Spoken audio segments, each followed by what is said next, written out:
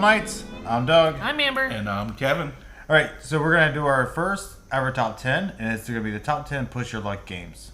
So I made my list by the top 10 that I like from our collection, pretty much. So a lot of these games are actually going to be the same. Yep.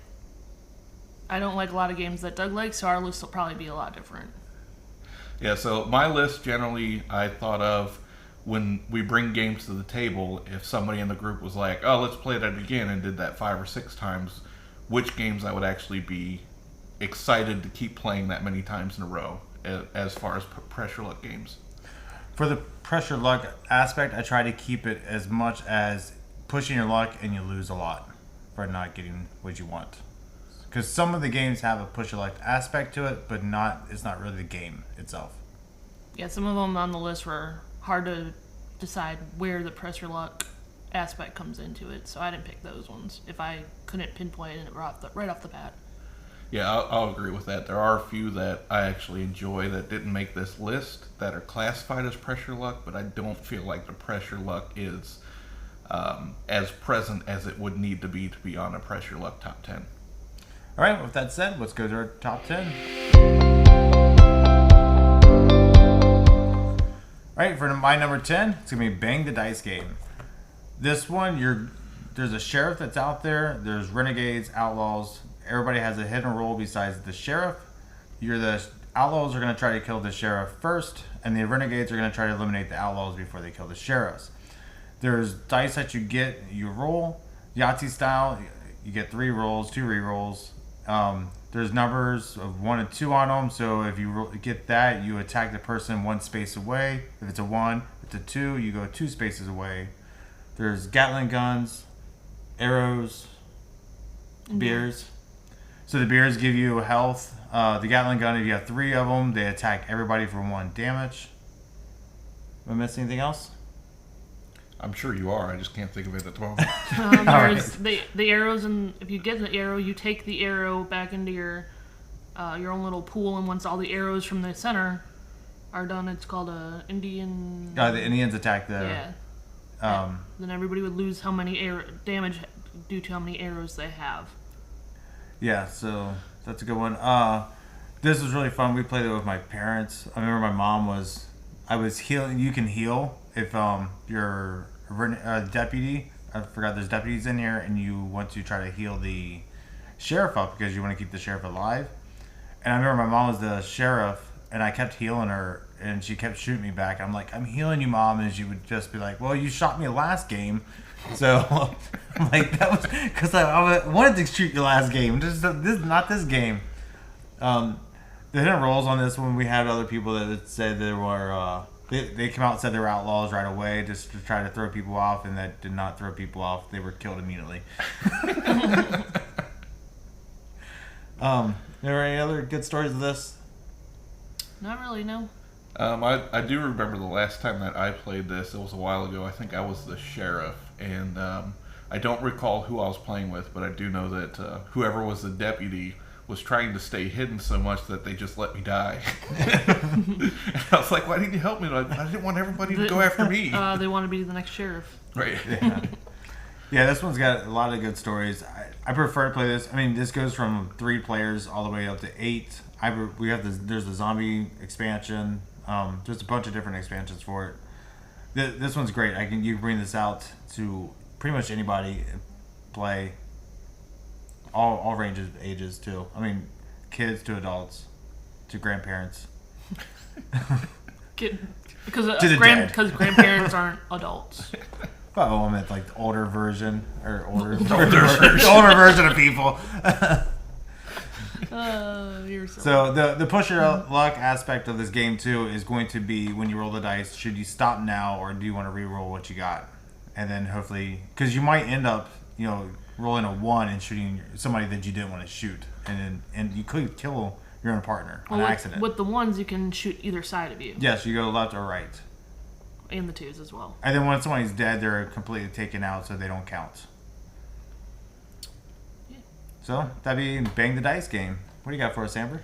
My number 10 is Rollers, and Rollers is another Yahtzee style type rolling game.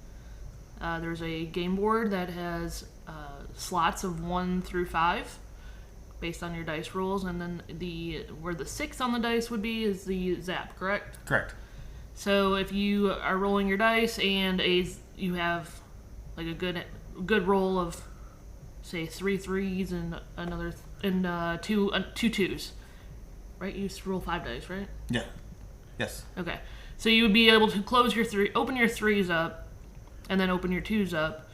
But let's say if you just had a zap, you're within your 3s and a 3 3s, a 2, and a zap, you would lose that whole roll, and you'd have to re-roll. So you have a total of 3 rolls that you can do, or you can stop at any time. But I don't know. Anything else to say before I totally butcher the rest of this game? No. Yeah, it's a pretty good game. I mean, the only complaint I would say on this one is don't play with max players.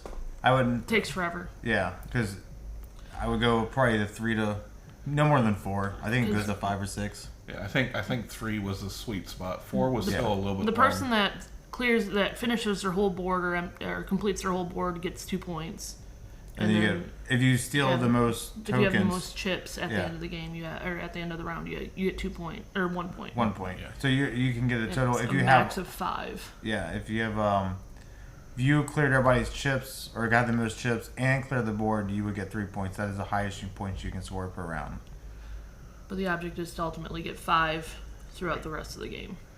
Right, and obviously the more players that you're playing with, the more rounds you're going to go unless if somebody just destroys it. But generally, the more players, the longer it's going to go, and then it starts to feel like it drags on after a while.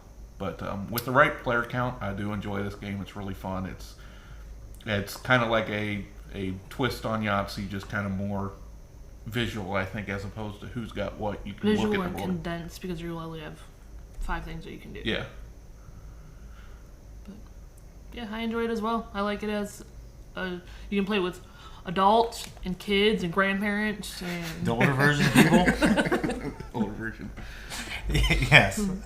This is a good pick. Yeah. Kevin, All right. what's your number 10? So my number 10 is Greedy Greedy Goblins. So Greedy Greedy Goblins is a simultaneous action pressure luck game. So there's different caves that'll be out there, and what everybody does is at the same time you'll grab a face down token, look at it, and choose to place it in one of the caves.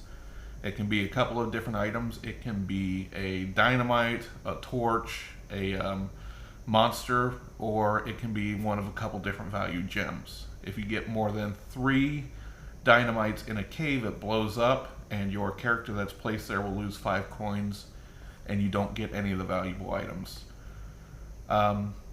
You'll choose when to place your goblin on one of the caves at the same time, and that's the pressure luck aspect, is deciding when you're going to place it on a cave, which cave you're going to place it on, since everything's face down and you don't know how many dynamites are in there, and if you're going to wait to place it, or if you're just going to go ahead and do it, but be the first one to do it and try and steal somebody else's cave. Yeah, she stole my cave before, and it was a really good one. And it was, but I made you pay for that one. Right next round, I set up the cave where because everybody has a junk cave in this game, and everybody has their good cave and the junk cave, and I took where I normally place my good cave, which is everybody places it right in front of them, and I put all my. I do not. You don't. I always put mine in front of somebody else. Oh, so. Anyway, there was But now I know how you play this game. Well, that's where Kevin got me. So I put all my junk right in front of me, and Kevin was just holding his token. And then as soon as I went to go grab mine, he placed it there, and it was exploding. And I got him for it. Yeah, that was the second time. The first, I did that 2 times in a row. Like I placed about 6 or 7 tokens, and then I stopped and just waited until I saw him go for his token, and I placed mine on his. Yeah, there's the dynamites too. If you have 2, is it a 1? If you have 1 dynamite, it times everything by 2, and if you have the second one, it times everything by 3. Correct? That sounds correct. Yeah. Yeah, and then the third one blows up. But with the torches, I thought if you could play them face up, and you can find something that's in there. Yeah, yes. you can flip another gem up. Yeah, you have the choice of going through that pile and placing something face up. So this is a really good game.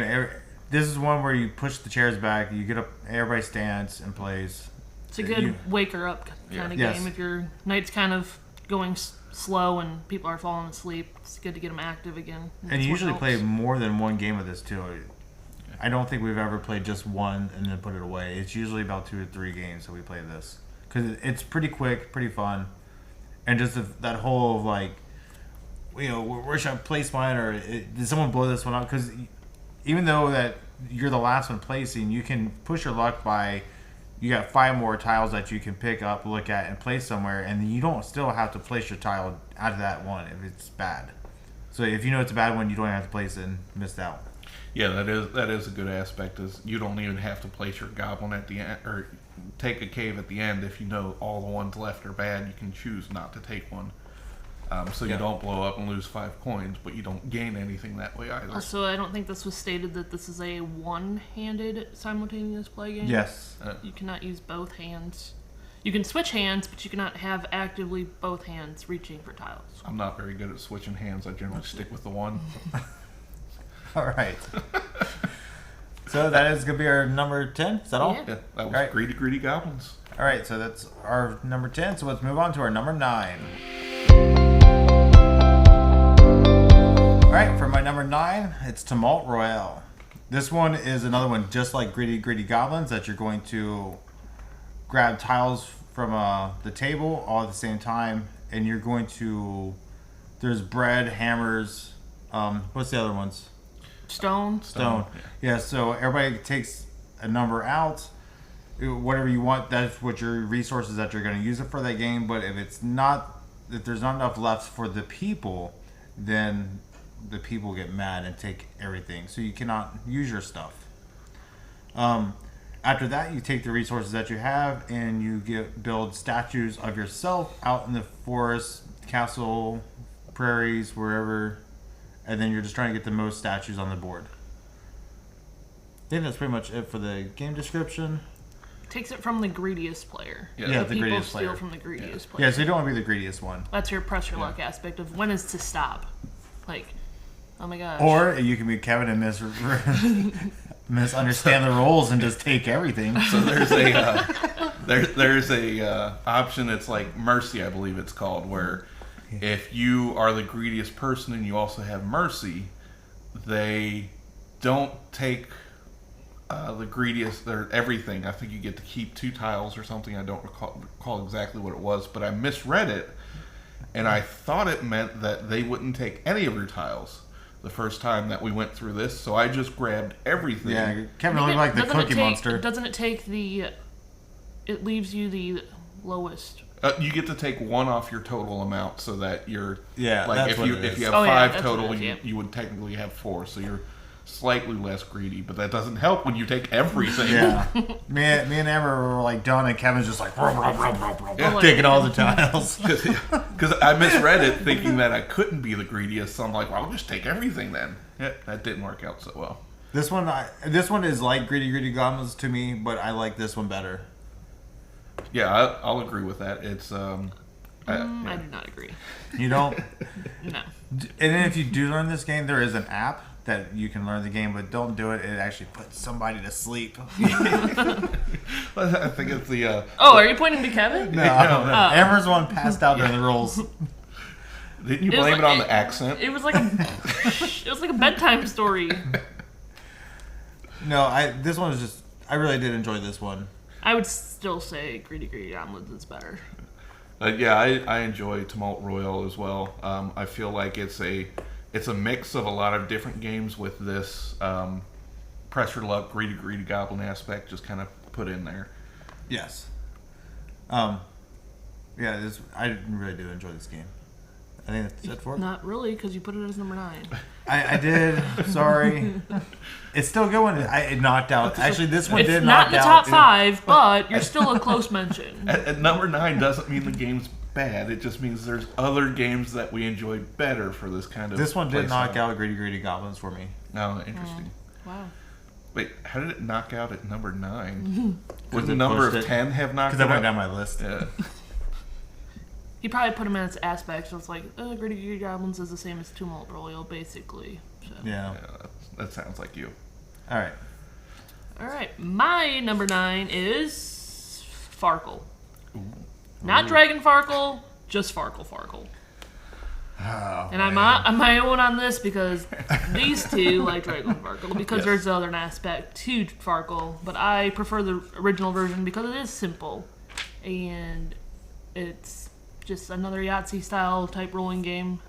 But if you do not get a 1 or a 5 or another random scoring thing like a straight or pairs or something, or actually I think it's 3 of a kind.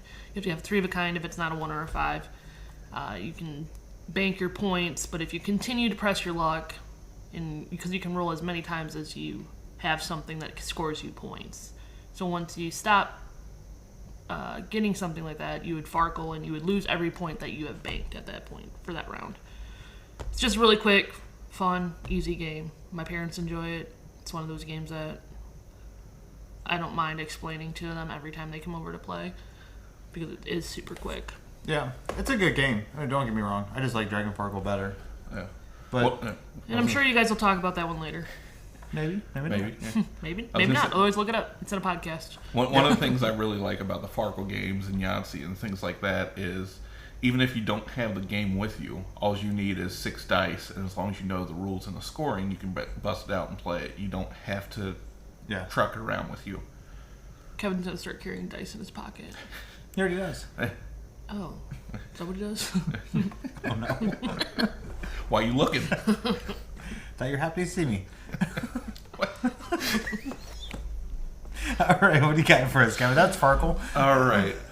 So we're gonna start a little deja vu already. My number 9 is Tumult Royal. Oh my gosh, I didn't know that really? because he went like this. You said you'll be able to see it like you would. You said Tumult Royal, and I was like, because I was very confused. Like we already hit it to this point.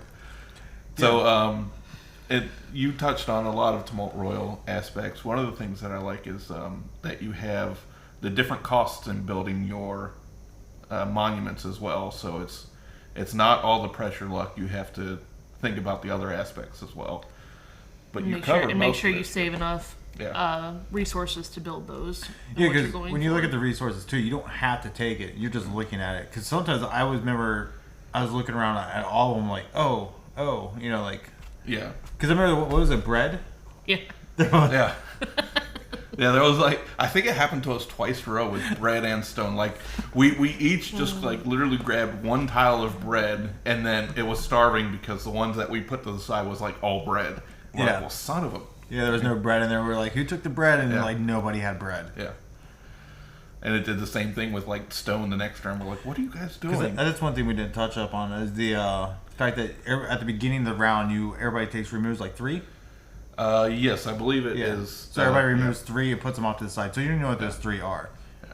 And those were everybody removed bread, and you don't know that you're removing that. Yes.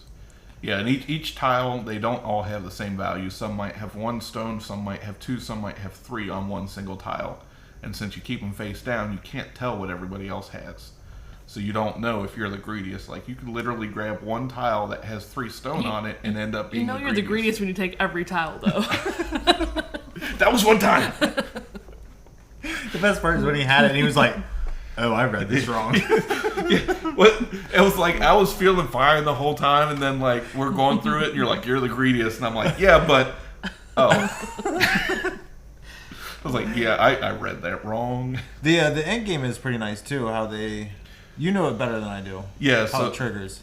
So the end game, it triggers by the difference between the leader and the last person in their victory points at that time. So as you go rounds, the difference number is less. So like I think round 8, there needs to be a 7 difference for that to be the final round. Then when you hit round 9, and these are off the top of my head, so it's not perfect, but like if you hit round 9, then it goes down to 7, then it goes down to 3, and then 1. And then once that difference is that number or greater, the end game triggers. Yeah. Which I didn't like because I was finally catching up. Yeah. From your nap?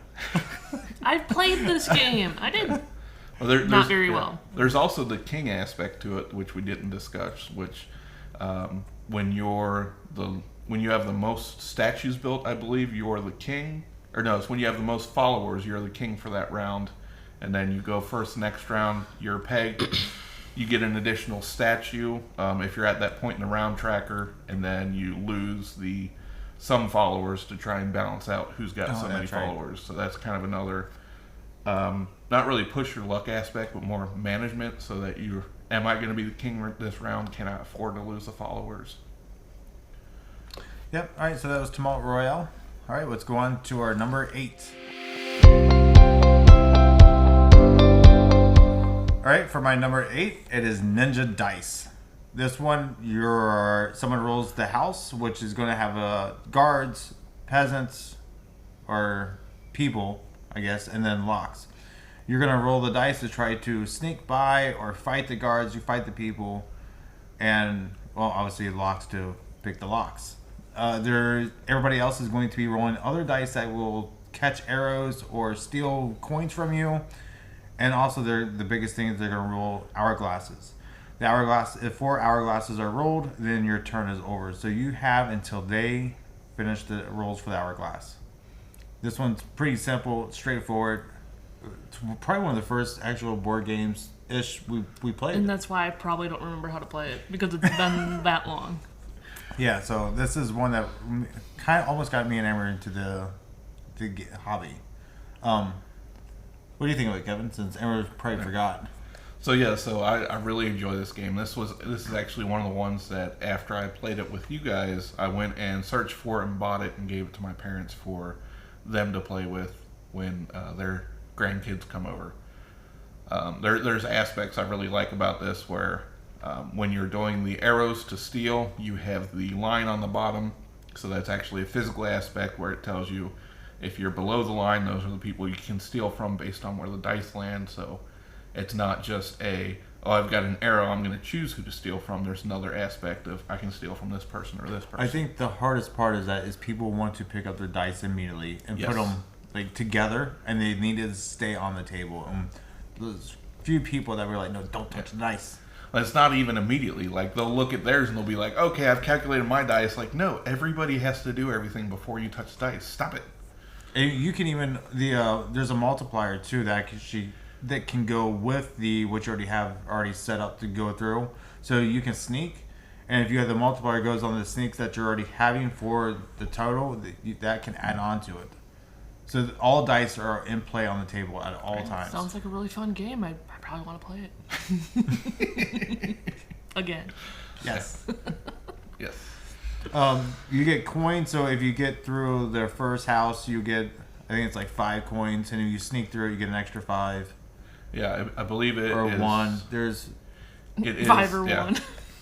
That's a big difference. It's how many dice are in the house, plus 1 for getting by all of them, I believe. Yeah, something like that. Kevin's got better memory than me. So, yeah, I think that's pretty much it, though. Yeah, that's pretty much. Everybody can set up the house the way they want to. Oh, and yes, well, yeah, you can set up the house any way you want. Like as far as you can attack everything or sneak by everything if you can't sneak by. As well as this is kind of a game that you have to pay a bit of attention to, since when you're rolling, everybody has to roll at the same time. You can't have somebody roll and be like, okay, so this is where I want to try and roll. No, everybody rolls at the same time. So, ready, ninjas, go! Or roll. Ready, ninja, roll. Yeah, close. Yep, don't Should have remember. read the rule book. Don't remember. Yeah. We're not good for rules. No, but this is Ninja Dice is a quick game. It's a fun game. It's fairly fast paced. Everybody's pretty much engaged every time. Everybody normally has at least 1 dice that they're rolling, so nobody's feeling left out as everybody goes through the turn. So it's really engaging. It's really interactive. I think I played this game on every player account, and it's been fun at every player account. I don't think I've had...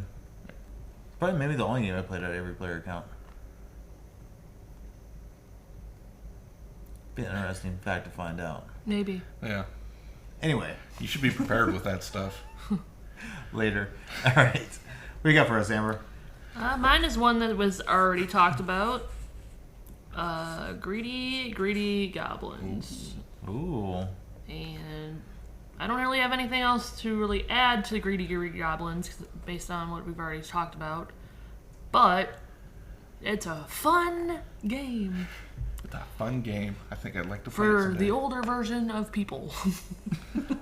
So, there are some aspects we didn't talk They might about. be too Greedy slow. Goblins yet. What? 'Cause We I'm did not filling in. The discuss cards? any of the cards yet. Yeah, there are cards. Yeah. Yeah, they're called minions, I believe. Minions, If you flip a minion, you can get a card, and that how many cards based on how many minions you have on that Yes. mine, right?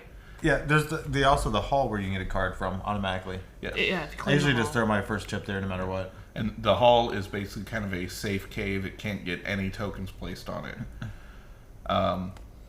There's also each goblin color has a favorited stone type, which they get double points off of it. And I believe there's The diamonds, diamond, which yeah. everybody gets double points off of.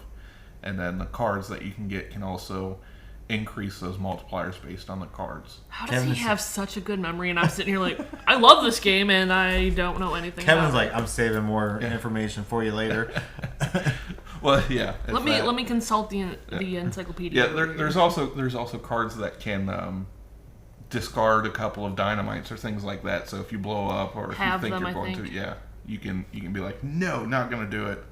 I think there's one that just the cave still blows up, but it protects you so you don't lose coins. So there's Right, yeah. the cards can be really helpful. I didn't get to play it the last time you guys played though, so it's been a while since I played this one as well. I'm sorry. Yeah, unfortunately, No, you're there- not. I told you I wanted to play it, and you're like, oh, we already played it. Sorry. Oops, Yeah. should have been here. Uh, All right, so that's Greedy Goblins. all right. So, oh crap, my number 8. I believe we're on 8. Yes. is Megaland. So this is a fairly interesting game. There's monsters that come out, and then you have to choose before the monster comes out if you're going to stay in the adventure or if you're going to come back. Each monster does damage, and you have a certain amount of health. If you lose all your health, you don't get any of the rewards for that adventure. You come back and you don't get those rewards. But if you leave, you stop at that point, and the adventurers that are still out there get to get those rewards and then come back to town later and build their buildings and get their each building has different powers and things like that. So the pressure luck aspect is whether you're going to stay out and survive or not. This also has a couple of monsters that have jumps on them, which is another kind of pressure luck aspect that I'm not crazy about. But basically, before the monster comes out, you have to choose to use a jump token. And if it has a symbol that allows you to jump over it, then you can then bypass getting damage. Yeah, this one was really fun. I remember the first time I played it, I was not that big of a fan of it, and we almost called this game, and then we kept it for some odd reason. Called? You mean sold? Or got rid of it. I was like, called? What's called mean? Like, does it have a phone in it? Yeah, we called it. Yeah. He said, play me! Get your shit together or you're done. So, but the second time around we played, I did like this game a lot better. I remember I rushed the health just because I was thinking, get more health. I can stay in the dungeon or whatever zone or whatever longer, Adventure, yeah. or the adventure longer. And it really worked out. I think that was probably the key to me winning because everybody else was kind of like, oh, they took damage and they were like, I need to go. And then I was like, oh, I can stay for another one. I think it was that and your crazy luck. Like you I had had the jump tokens that he was not a fan of, and I timed. Well, because it comes down to a memory game. There's nothing out on the board telling you what's in the deck. It's just you remembering. It's not really a memory game, it's a card counting game. Yeah, because I believe there's 12 cards. There's 3 planes, a treasure chest, and then there's monsters that do different damage. And I think 3 of those have a jump. Well, anyway, my odds of my card counting or my memory, however you want to look at it, was really good. I just randomly chose the jump token and I jumped the monster. Didn't lose anything, and then I forget, I was down like 50-50 again, and I did another jump and I jumped another monster, and I think I almost went. Did I go through the whole thing? I might have. Yeah, I might have think been you one might have. short. Yeah.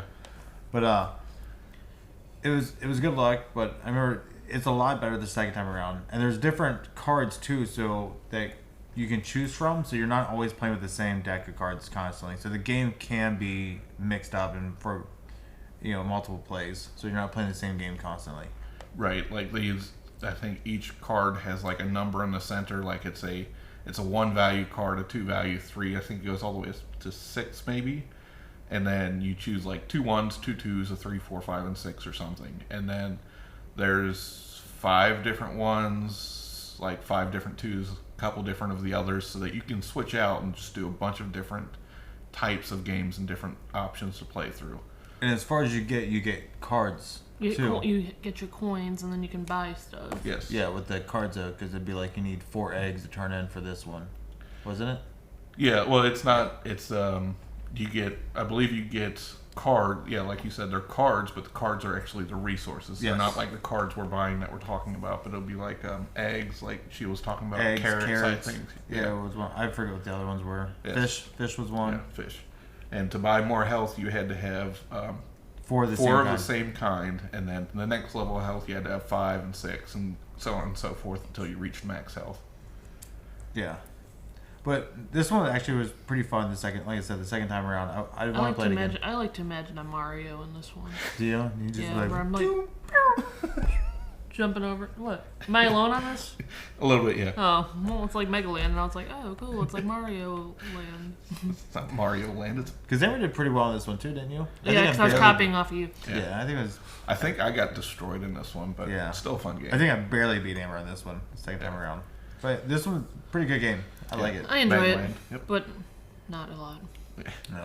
Yeah, I actually remember that this one, Megaland, I think before we started this challenge, it's one where I asked to bring it to the table a couple times, but you guys were like, no, But I we was don't like, really like that nah. one.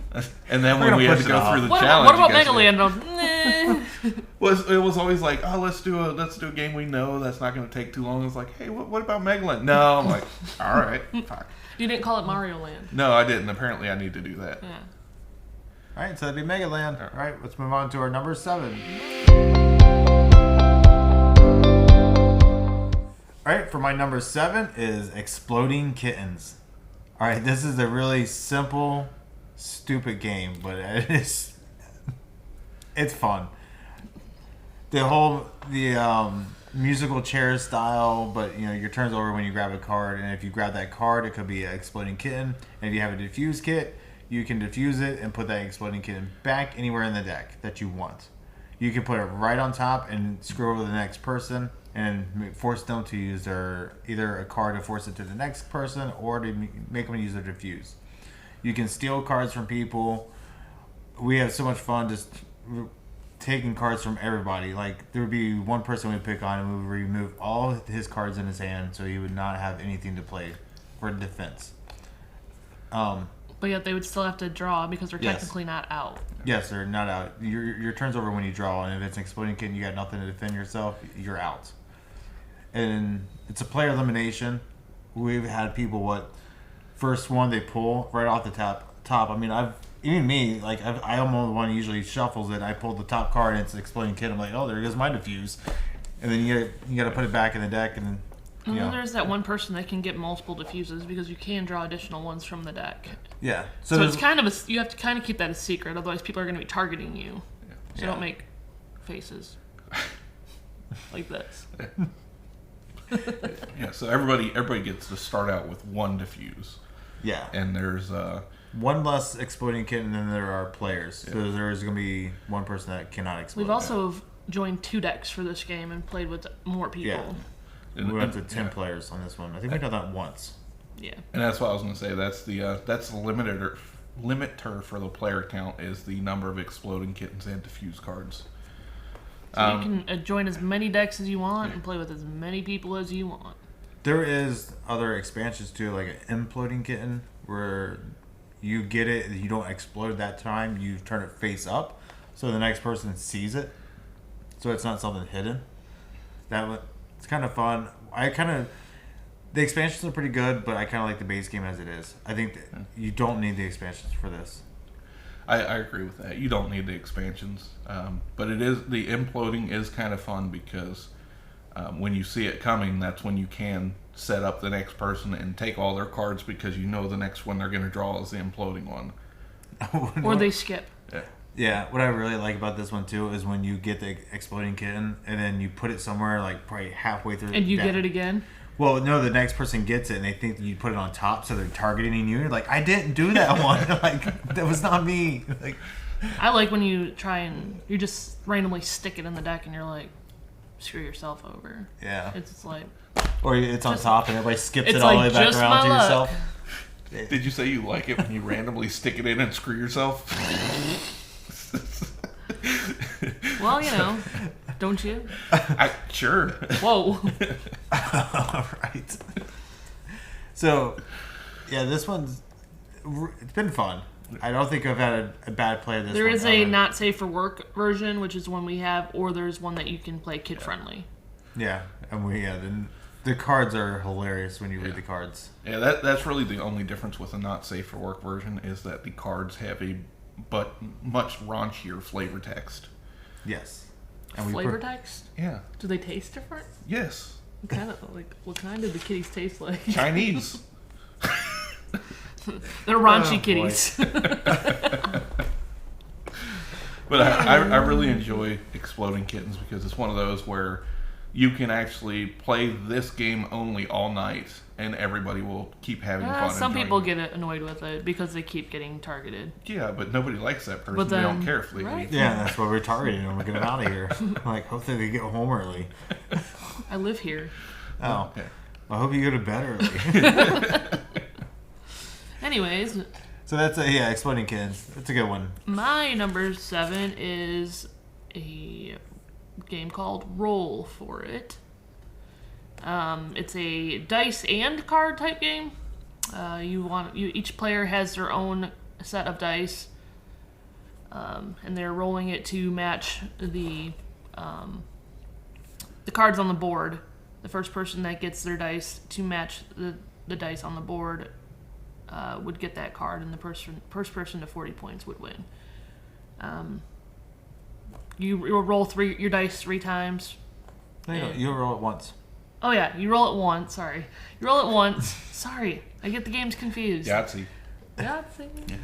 You roll the dice once, and you would place your dice each in front of whatever card you want, and then it would be the next person's turn. So somebody can steal that card underneath you, even though you only need 1 dice to complete Yeah. it. And I've seen people like there's cards that are worth like 15 points that you need like sixes on them, and you would have 5 on there forever, and you can never get that final 6, and someone just comes out there and gets it in 1 roll, and you're like, oh, I've been working forever for that, and in the meantime they're getting other points while you were going for 1 card. My only complaint on this game is the dice are kind of small. Well, it's because everybody can shove them onto a card. Right, but if you play with people that have Get a jumbo deck. older people like my parents, it's kind of hard because the dice are kind of They're clear ultra tiny. and clear. Some of them are. Some of them match the other dice. So, We have the deluxe version, not the other one. and I get having the small tin, so it's travel size, but the larger dice would be more beneficial, I think. I think my really only complaint is I don't think 40 points is high enough. So we usually play till the deck runs Yeah, out. we play till the deck runs out because people get 40 points pretty quick, and you're kind of like, oh, I want to keep playing. But I think that maybe if we have 8 players, you might once someone hits 40 points, you're gonna be like, okay, I'm done. Like, Okay, you guys screwed me over way too many times. I'm done. yeah, but 3 to 4 players, we usually play with it till the deck runs out, and then whoever has the most points wins. Another game you can play with all ages, Yes, all ages, even the really old. unless they can't see the dice. You can feel them. Yeah. They have Play with indents. braille dice now? Indents. No, because Braille would pop the dice and you'd be able to It spell. rolls better. I didn't say blind people. I just said people that can't see. All right, so let's roll for it. What do you got, Kevin? All right, so my number 7 is... We're not on 6. Don't do that to me. My number 7 is Lost Cities. So Lost Cities is a 2-player head-to-head game. It's basically you have different colors and you're trying to get at least 20 points by laying down wilds, 2, 3, 4 in order, up to 10, and those numbers add up. So you have to get at least 20 points in that row for it to be a positive score. If it's not 20, then you get negative points based on your multipliers. So the way it's pressure luck is that you're trying to decide what to discard, what to lay down ahead of time, based on what the opposite opponent may have. So if you lay down maybe a 4 white, and he's like, "Oh, I got you," and starts laying down the multipliers, like, "Yeah, I've got enough." You're now at negative 16 points for white, as opposed to if you didn't lay anything down, you wouldn't be at negative or positive. So it's basically do I think I can get 20 or more points on this to even out and actually start gaining points, or do I have to discard this and go for something else? Yeah, it's a really fun game. I mean, we've played it multiple times. Just me and you. The app's actually pretty decent too. So except for the discard. I'm versus, not a quitter, so I keep going even though you're adding multipliers on mine. So Amber like, "Oh, she's got all the cards, but I'm gonna start it." I'm like, "Oh, negative 20." No, I think what was fun the round that we had where we just we helped each other out, and it was still a high scoring round. He made it a co-op game. Yeah. It is not a co-op game. Yeah. Like, you scratch my back, I scratch yours. Yeah. It was, yeah. Instead of screwing each other over, we're like, "Oh, I think you're going to like this too." And you're like, "Oh, well, it looks like you want this 4. Yeah. So you made it dumb. No, it was still pretty cutthroat. No. Well, that was you play 3 rounds, and that was the first round. And after the first round, we both looked at each other and were kind of like, "You scored too high." And the rest of the game, like, we did really bad because we weren't helping each other at all. This board is also two-sided where you have 5 or 6 expeditions, and don't play with the 6. It is because you're really going to go for 3, and then on the 6-sided one, everybody just kind of goes for the 3 and it leaves each other alone. The 5 is really more fun because everybody's going for 2, and then you're kind of fighting for that 5th one. Who's going to take more points from that? I mean, we played it with the 6, and we just didn't care for it. Yeah, we played it with a 6, and it was pretty much like a solo game. You just ignored what the other person was doing. You both like solo games. No, you like solo games. Me and Kevin like competitive games. We like competitive and strategy games, and I like competitive games. as long as you're winning. Okay, I don't like co-op games. I like solo and competitive. There you go. I do not like co-op. If I need somebody. I to want it help to be me, my turn all the time. Yeah, solo games. All right. So another pressure luck part of Lost Cities is that the game ends when the last card is drawn from the deck. So when you have so many in your hand that you can lay down, you need to basically calculate, can I lay all of these down before that last card is drawn, or can I maybe get that 4 down there in there as well for additional points? So that's kind of a pressure luck aspect.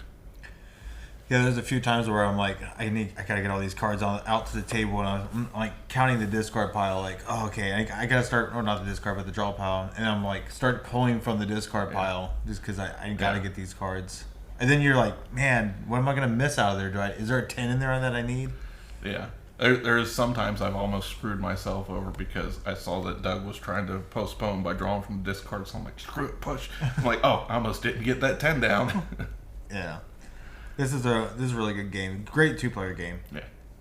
Yeah, and that's honestly why it's not higher on my list, is simply because it's a 2-player game and it doesn't offer a lot of versatility that a lot of the other games do.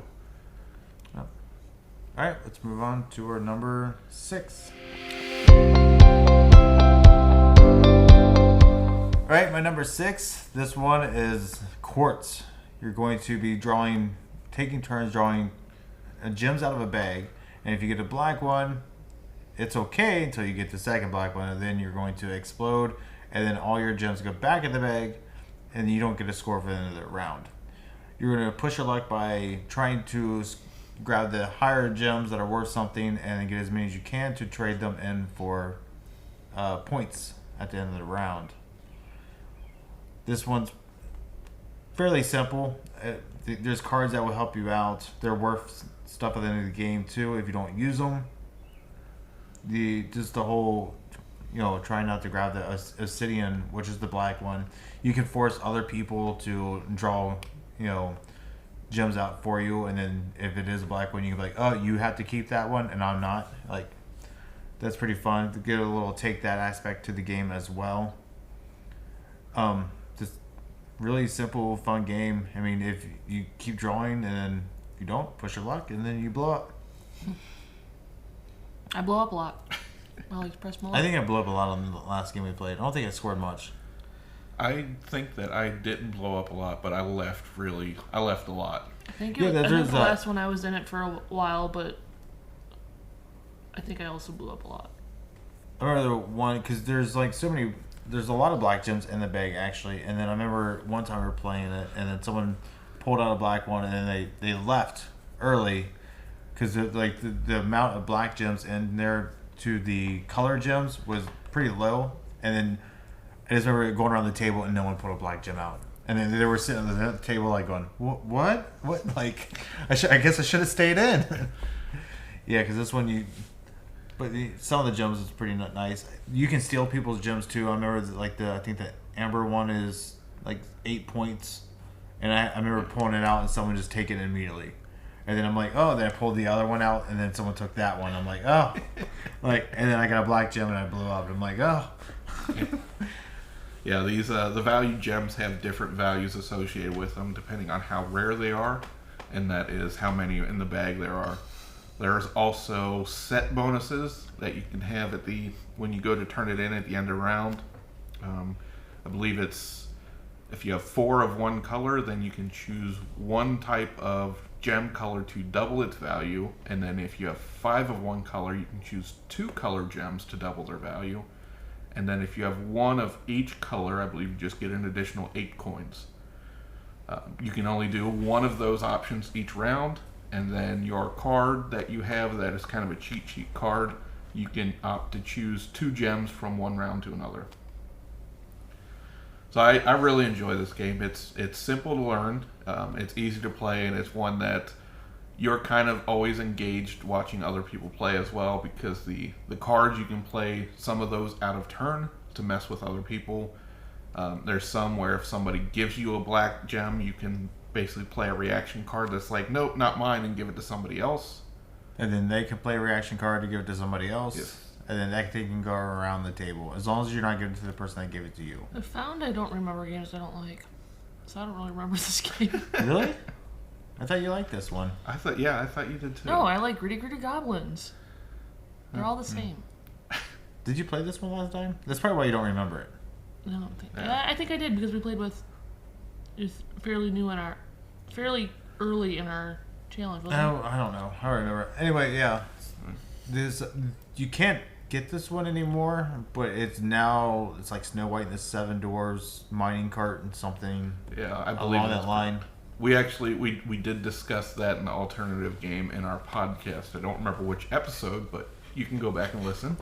Yeah, there's it's a bravery bonus, more like a coward bonus. But if you leave early, you get there's cards on the table, and you get I think a token or a victory point, and a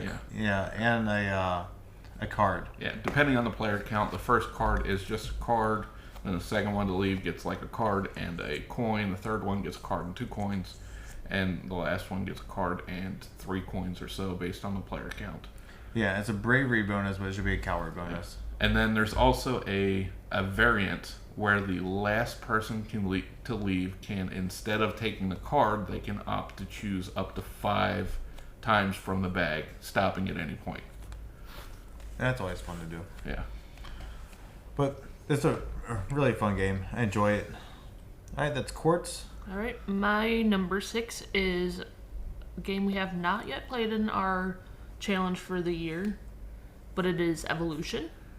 And Evolution is a game where you build different animals with characteristics to defend themselves or to have offensive abilities, to eat prey or attack other animals or just keep safe from being attacked.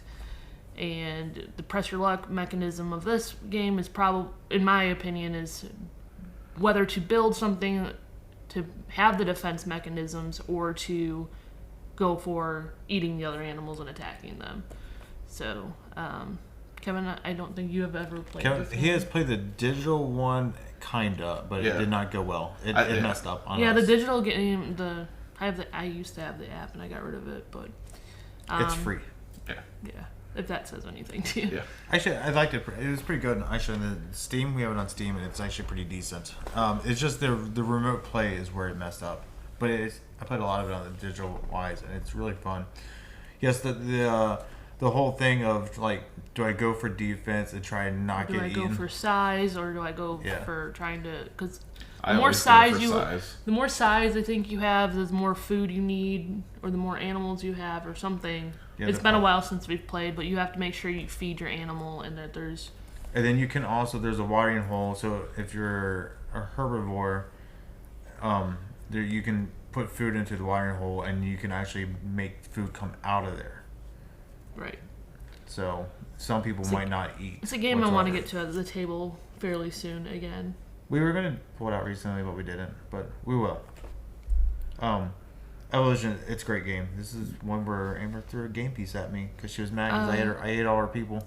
He said he wasn't gonna build a carnivore, and he ended up building a carnivore. So he lied, and it made me mad. So I didn't throw a piece at him. I set it down hardly on the table, and it bounced. At my face. So your Liosaurus. Yeah. So Evolution, it's a really good game. I definitely recommend it. It sounds really fun. I want to play it. Yeah. What you got, Kevin? All right. So for my number 6, I think Doug's peeking at my list because my number 6 is Quartz. Yeah. How are you guys peeking? He just copied my list. think That's all he did. I wrote mine down first. Don't give me that. I did mine in the car. All right, go on. Quartz. I drove in the Quartz. car. I don't know. Well, we've covered pretty much everything. One of the reasons that I enjoy this so much is that it's a very simple setup. It's fun to play. Every game is different, and there's really not a time I've seen this come to the table and not really be enjoyable. Except Amber, apparently. But other than that, It's just boring. She's waiting for the bag to go to her. I want it to be my turn again. yeah. Just let it always be my turn. Yep. All right, so that's Quartz. All right, moving on to our number 6. That was number Five. 6. 5. All right, now we're getting to the better games. Number 5 for me is Formula D. This one is you're just rolling dice. Give me that look. You're just rolling dice. You're switching gears, rolling dice, and trying to get through the corners without wrecking. The curves. Yeah, around the corners.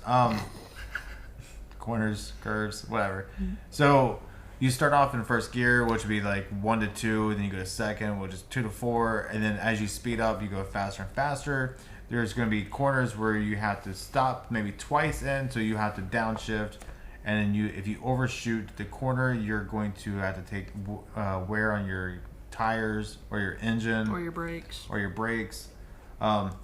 If you downshift too much, you will take wear on your gearbox. This one's been really fun. The only thing I would say negative, it has a runaway leader aspect to it, where I've seen people just kind of almost lap somebody. It's a great game. There's a bunch of different maps for it. There's a simplified version of your player card. Yeah, there's one that's everybody's the same, and then there's one where everybody can You be can different. decide where your damage is being taken. Yeah, this one, I enjoyed it every time. It goes up to 10 players. I would not probably play it that high, but we're going to try to maybe, hopefully. I thought we were doing 8. 8. We're going to do 8, which should I be won't fun. play. I won't play if it's 10. We'll just let you control 3 cars. Okay. Yeah. So, I'm not paying 3 times though. but you be your turn more often. But there is, if you're getting come close to somebody, you roll the dice, and if you obviously you get a 20, or I think it is, you will wreck or you'll hurt each other. But you're just pushing your luck, trying to get to the corners with using at least staying in the highest gear possible and not going too slow. And obviously it's a race, and I think you do 2 laps. It's been a while for you, Kevin, but you remember it? It has been a while, and unfortunately, I don't remember it because I keep getting it confused with the other Downforce. Or Rally Rallyman Rallyman. GP that we played recently. The gear shifting is what's kind of confusing me because there's like gear dice in that game as well. You remember any of it? Yeah, I don't like playing with a lot of people. Yeah. My typical thing we play is with a lot of people and a lot of kids, and my big thing is just like any dice game that you roll and move. I don't like when people count out their spaces with their finger and then move their car. Like, count with your car if you want to count spaces. Well, it's just because there might be a better route. Just go. Pick a route. Press your luck. This is the version of it. Just go. All right, well, that's what we had to do. Especially because we're talking about doing a series next year. Like a Grand Prix. Yeah, I definitely want to try that. See what it turns out to be. Okay, well, we're making rules. If you count out, you have to go there. That's the rule. That'd be pushing your luck. All right, so it's gonna be Formula D. What do you got? My number 5 is Exploding Kittens. Wow. Oh wow. I enjoy this game a lot, but not a lot. Lot. Oh. A lot. I enjoy it for all the reasons that we've said, but there's really not much anything else to really say about it. We've already talked mostly about it, but it's just fun to play with anybody.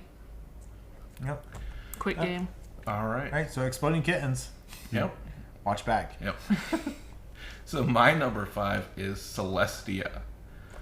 So Celestia is a push your luck, kind of a little bit of take that kind of game.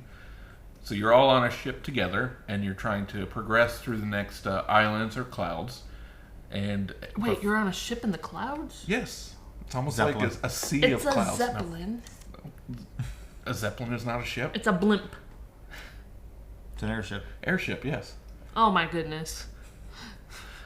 You need to play video games. It's literally what airships are. Is like blimps with. I've propellers played on them. World of Warcraft. I know. Okay. Okay, so you're going from island to island, and you have to decide if you're going to stay on that for the next leg, or if you're going to jump off at that point and basically get the points for that island. The ship can continue on without you, and there are cards that you can basically screw other people by. If they jump out, you can push them back in there, or You can jump out and take people with you. yes, you can jump out and take people with you.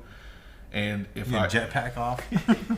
if I recall, there's certain like sets that the ship has to beat to progress, which is there's so many cards, and they have symbols on the cards, and the captain has to basically ask for help. Everybody, You're rolling the dice. rolling dice. Okay. The further you go on the island, there's going to be Dice dice roll. up to 4, and then there'll be on the dice. There's faces on them like birds, lightning, pirates. And that's it. And then there's blanks. Yeah, and then there's blanks. And then if you get nothing, obviously you don't need a card to fight that. But if you get like say 2 clouds, then you need 2 cloud cards to beat that. And if you can't, then you can ask for help. And then people have to reveal cards, or they can say they can help or not. And if they help, you just reveal cards simultaneously, and hopefully everybody's not revealing the same type of card. And then if you get past it, then you switch captains, and you go around the table until you get to the end. And then the only person that cannot jump off is the captain. Okay.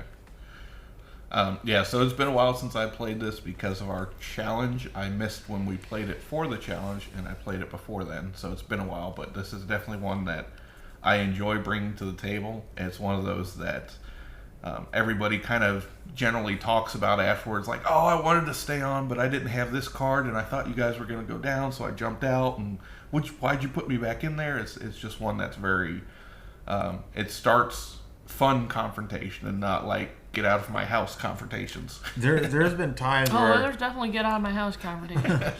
I remember there was one time, I think we were only 2 spaces in, and they rolled something that I don't think they could have beat before, because you can kind of remember what people couldn't beat earlier, and then you get a new card, but they couldn't beat it before, and I'm like, well, I'm getting out. And then I guess they got the new card to beat it on the last time. And we went all the way to the end. And it went all the way in. I remember sitting on the thing like, oh man, I guess I should have stayed in. like I sat here for 2 points, and they're getting 25.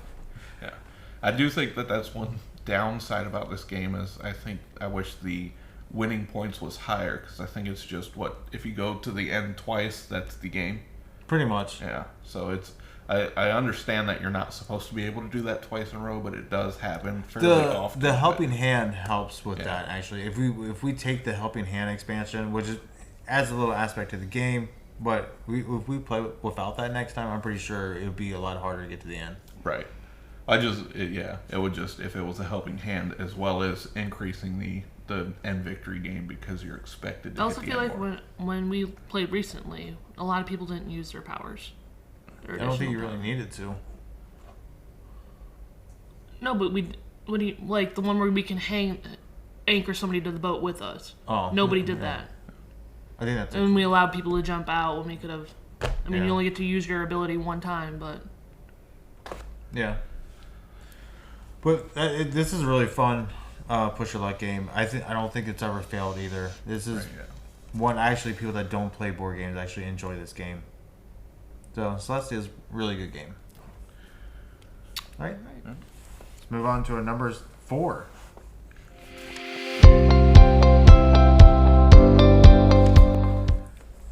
All right, my number 4. Well, Evolution. Everything we said before. It's a great game.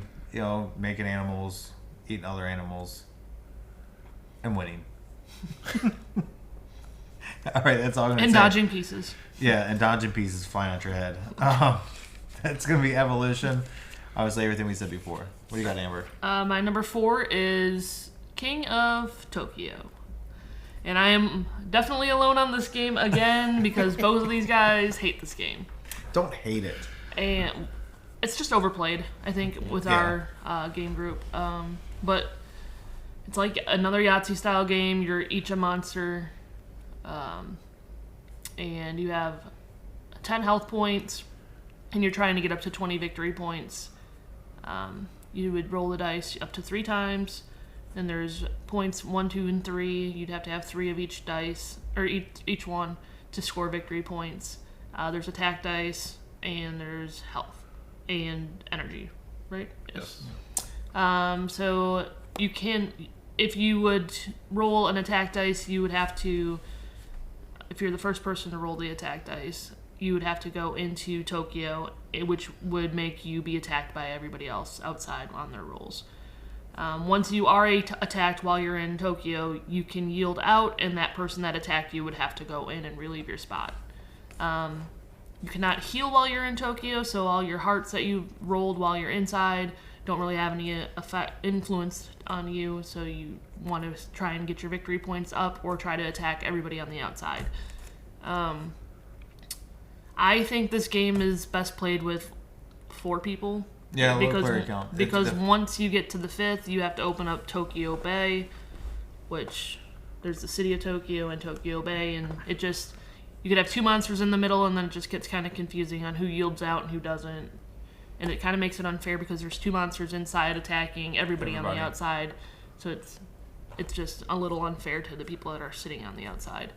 And then it's just forever. When you're sitting in there, it's just forever for your turn and everybody's hitting you. And the energy that you're rolling can buy power-up cards to give you different what your rolls mean. You can earn energy faster. You can get more victory points based on what you roll. There's you have power-up cards, too, that change the game. It almost a lot, changes and I don't it. like it. Yeah. I don't know if I'm a big fan of it either, because some people just seem way too overpowered with some of those evolution cards. I like the simplicity of the basic game and the quickness of how fast it goes. So. Yeah, I think the power-up cards and the expansion just adds too much complexity to it, where it's just, there's too much to keep track of. I remember, and then everybody's like, wait, what can I do with this one? Oh, and then it just, there's a lot of downtime if you have... Well, I remember when we played it last time, I chose one of the expansion characters, and we spent 15 minutes looking for the piece that goes with it. Yeah. Until I realized that it was actually the card. So the card is what I was supposed to give to somebody at that point, and I'm like, oh, well. I mean, it's not a horrible game. It's decent. It's just, I think, overplayed for us. Amber actually won a King of Tokyo tournament. I did. So, she got first place. Local con here in Cincinnati. And I feel like my negative bias on this game is due to the way that I play most pressure luck rolling games, in that when I hit that 3rd time when I'm about to, I'm like, oh, these aren't really what I want, so I have to roll. Yeah. And then I'll throw an attack, and I'll be like, well, now I have to go in the middle. That's not what I wanted to do. And well, basically, you should have stopped rolling. Yes, I should have. But I don't play them right, so I don't enjoy this game because of that. Whatever. All right, that's King of Tokyo. What do you got, Kevin? That's a good question. I keep forgetting. It takes so long to get to me. Okay, so for my number 4, I have Tiny Epic Zombies. So we've been playing a lot of the Tiny Epic games. I think we enjoy most of them. But Tiny Epic Zombies is a basically tower defense where you're in a mall and the players have to defend the survivors as well as go out and complete 3 objectives. Which the board is modular, so it's not going to be in the same place every time. You always start in the center, and the objectives are different every time as well. So this doesn't seem like a press your luck at first until after our first playthrough. After our first playthrough, I think we realized that the press your luck aspect of this game is really that you can't play it safe at all. As the people fighting the zombies, you really have to be like, well, I'm almost dead, but I need to go ahead and see if I can get this part of the objective done before going back to heal. When we went through the first time, I was playing as a zombie and you guys were the survivors. And we controlled the area so well. We had no threat really whatsoever, and then we realized we weren't getting any objective done. Trying to get objectives done. Again, this is kind of a co-op game, and you always follow with one person once. So, Doug did not let us complete any objectives. You know what I want? I want to talk to Samson. Yeah, well, as the zombie, I remember just playing, and I'm like, man, I can't even, they're just killing everything. I can't do everything. And then I look down, I'm like, oh, we're almost done with the game, and they haven't done anything. They're going to lose. It was one of those where through the whole game, I'm like, wow, I also don't understand that game very well, so I didn't have any input. It was actually really simple of a game. Yeah. You're killing zombies and completing objectives. Okay, well, the pieces are too tiny, and I can't see what I'm doing. Right. Well, don't play ultra tiny. It's not about the size. Yes, it is. We just said it was. No, this game was pretty fun. I really want to play again. I've been enjoying the Tiny Epic games. Yeah, I think honestly that this is a game that Amber would enjoy playing as the zombie as opposed to the survivors. It's always going to be your turn. Every other turn is your turn. Well, it's not always my turn then. It's close. And I have to make my own. The closest you're going to get. Yeah. All right. And then maybe next year. All right, so that's Tiny Epic Zombies. Moving on to number 3. All right, my number 3. Well, it's been said before, Celestia. This one just jumping on that ship and pushing people off, jumping off with them. Zeppelin. Airship. Airstrip. Zeppelin. Getting to the end or jumping off early and watching everybody complete it. I mean, what we said earlier, the game's fun. Play it. Mine has not been said yet. Welcome to the dungeon. Ooh. Not welcome back? No, I do not like the extra things in Welcome Back to the Dungeon. I prefer... If you guys don't know anything, I like simple, basic games.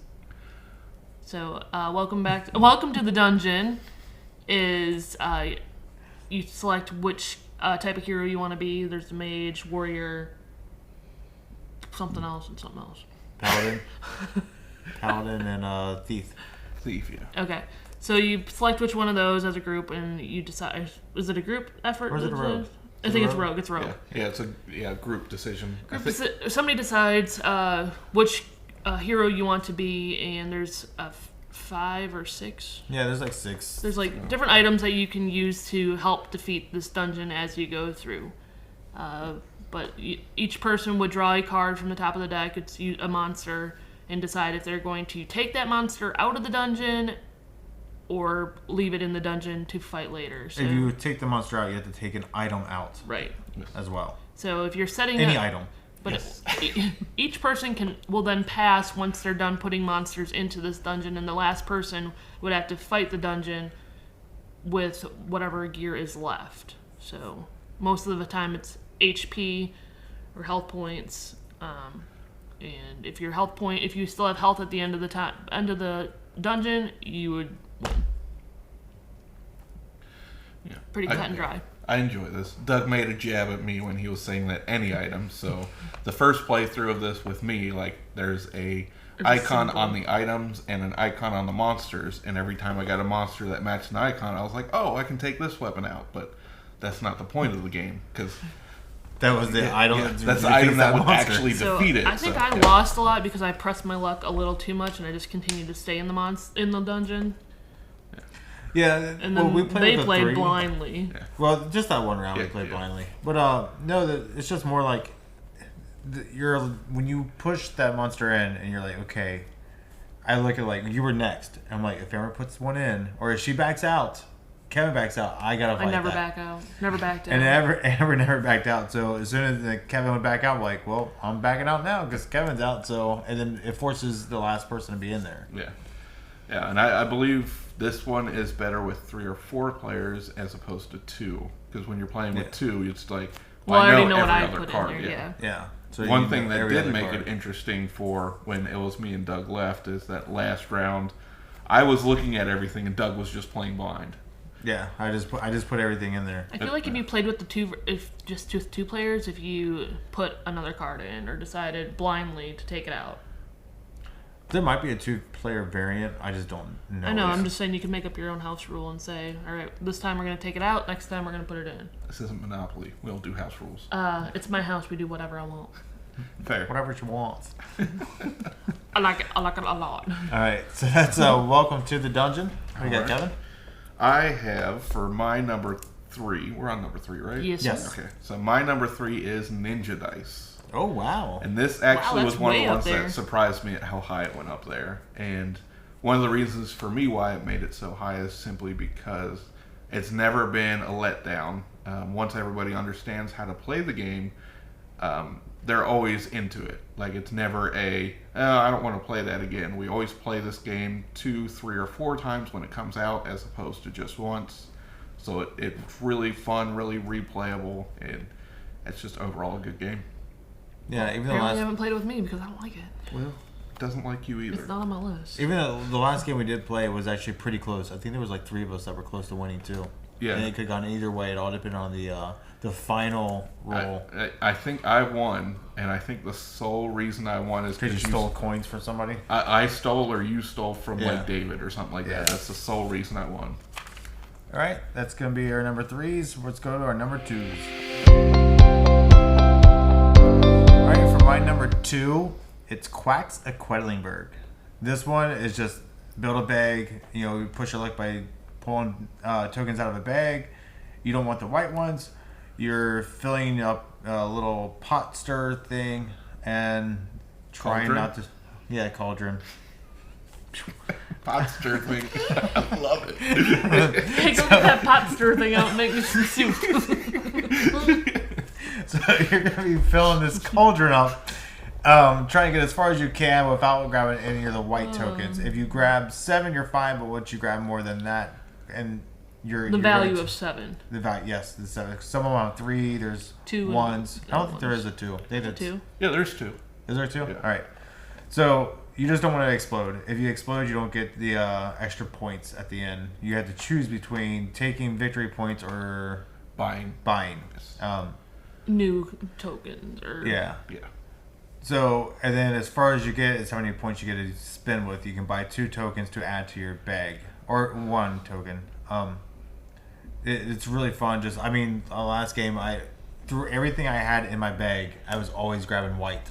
I don't think I made it past 12, which is really, and that's even as it's being pushed with because there's a handicap they put in the game too, so there is no runaway leader, and that didn't help me either. My luck was crappy last game. I should have cheated. Yeah. It is. That's one downfall about this game is it is really easy to You're- have yes. somebody cheat You because play everybody at the is same time. simultaneously pulling from their bag, and if you aren't watching as you're pulling, there's people that can hide their bags underneath the table and look at their hand without anybody seeing because you're more focused on what your bag is. Yeah. Yeah.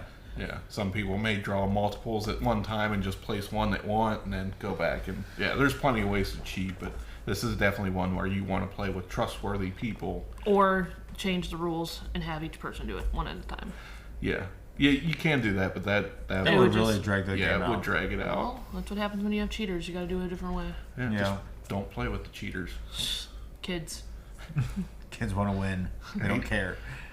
They're not cheating unless they get caught. you're still cheating. You've just not been caught. Well, in their eyes, they're not cheaters until they get caught. But this is a great game. One of my favorites, obviously, being number 2. I thought he hated it. Yeah. Well.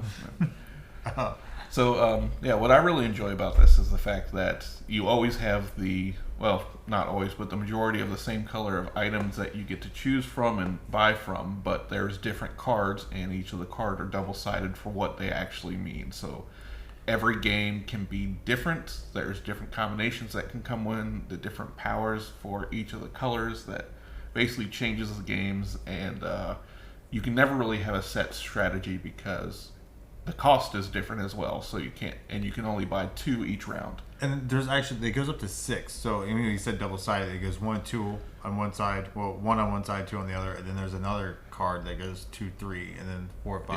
I think it goes up to 6 or 5. However, you can't buy 2 of the same type of. Yes. Yeah, so you're limited on that one, but yeah. And obviously, as you buy more, then it's outclasses how many whites are in there, so you got a better chance of drawing a non-white, which you go further in your cauldron, which then allows you to buy more as well as get more victory points without blowing up. So that's a very good pressure luck style.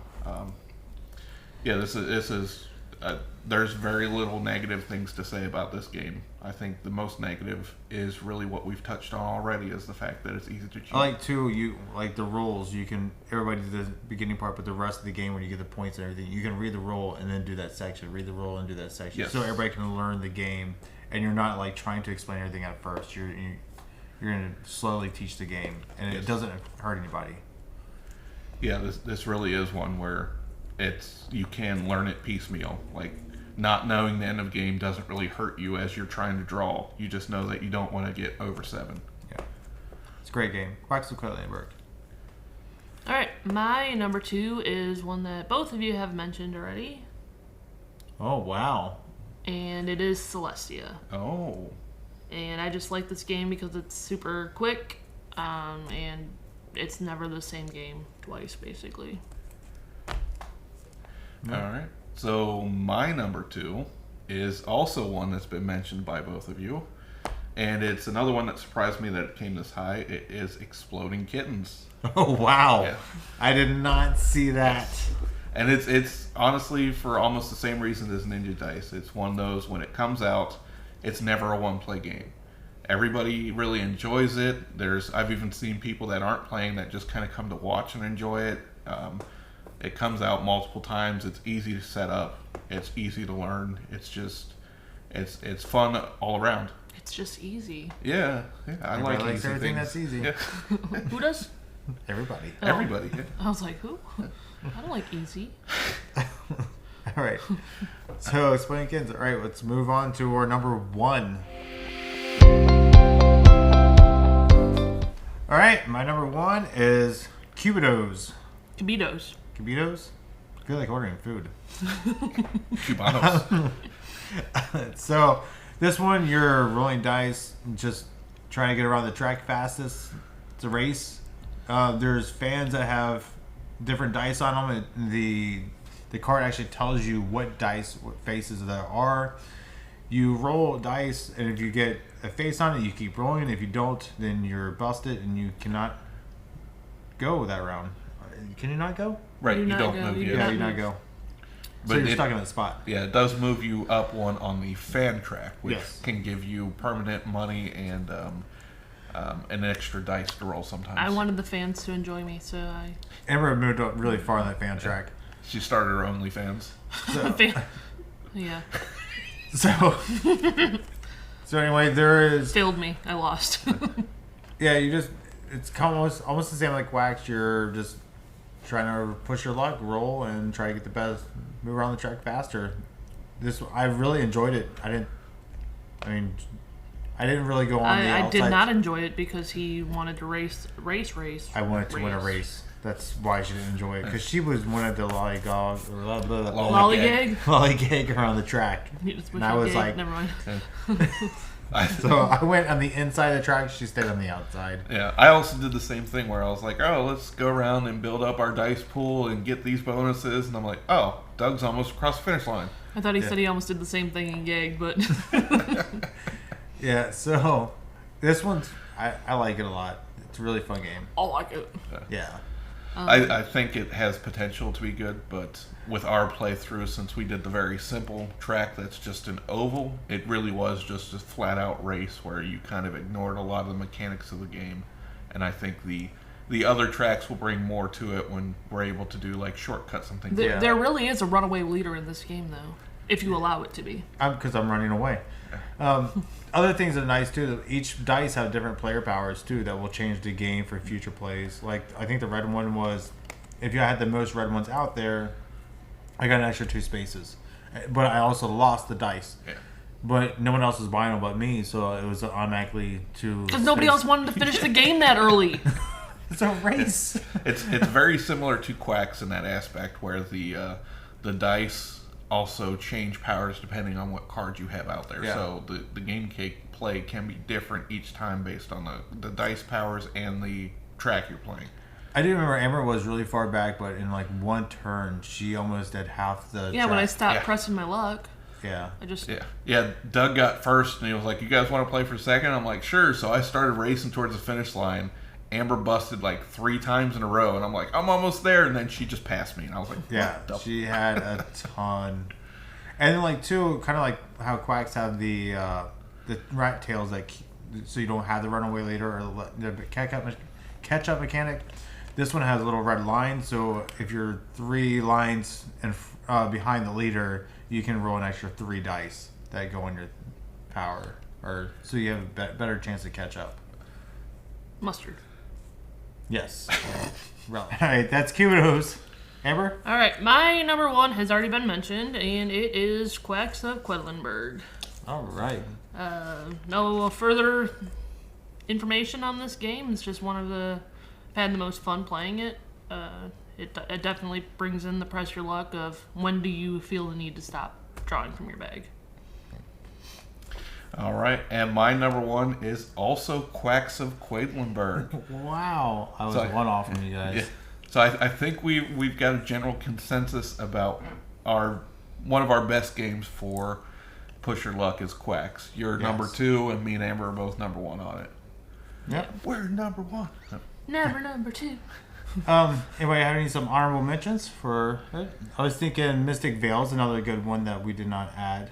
I think I would have chose that one if we wouldn't have played with the extra expansions. We did not play with the extra expansions, but we weren't the cards that were in comfortable. there, I thought, too. Yeah. I thought there were some cards that went yeah. with the expansions that we had to pull out, and we weren't sure what they meant. And Yeah, we're not I think really... more plays of that game, it could Yeah. possibly make my top 10 and kick out some of those little Farkle and rollers, but I didn't really have any game that I was tied to, so I threw those in as fun. Yeah, I would agree with that. With all of the expansion, it just there was too much for a first playthrough to have to sort through all those expansions and everything coming together. Any other ones?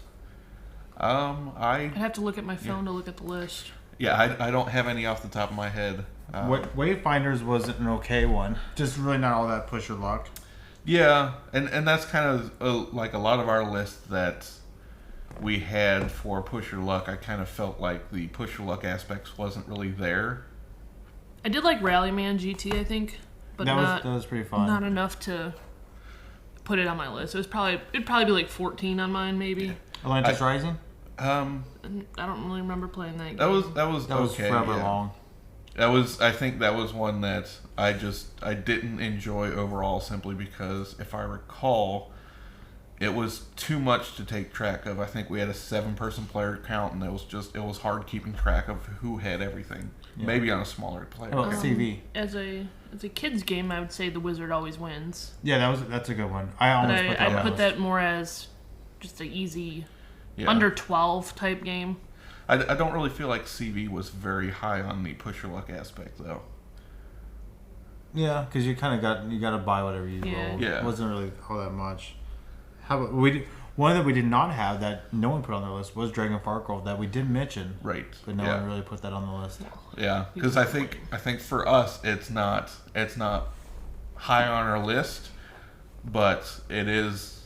You would play it a lot. It's more than Farkle. It's just it wasn't enough on our list to be a top 10. How about Era? Era, that was different. I don't feel like the push your luck was crazy in that. It's the dice rolling aspect as the push your luck. I think a lot of it you just kind of did your own thing, and it was supposed to be kind of a battle type ish game, but you kind of were off doing your own thing, building your own. My honorable mention is Yahtzee.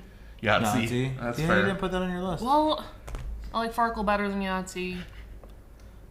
And then I never seem to get a Yahtzee, so but that's a big I'll agree with Yahtzee for an honorable mention. Yeah. And for I guess our final would be Sea of Clouds.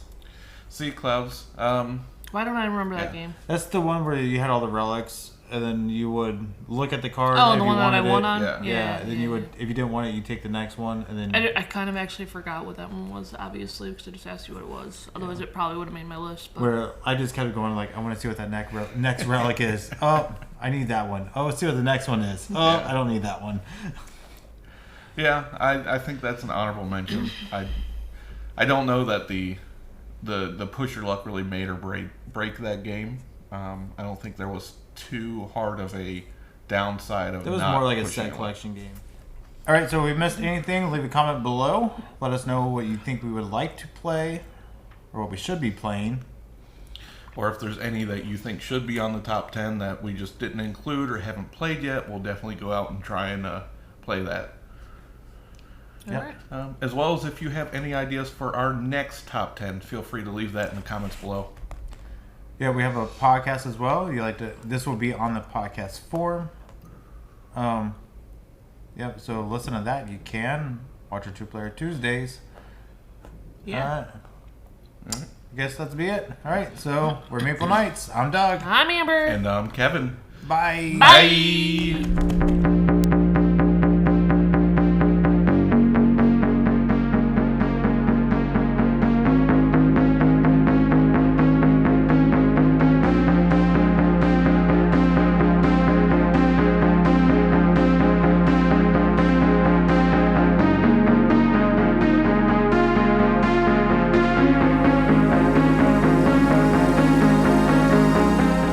All right, so yeah, that's Kudos. Oh, we were recording?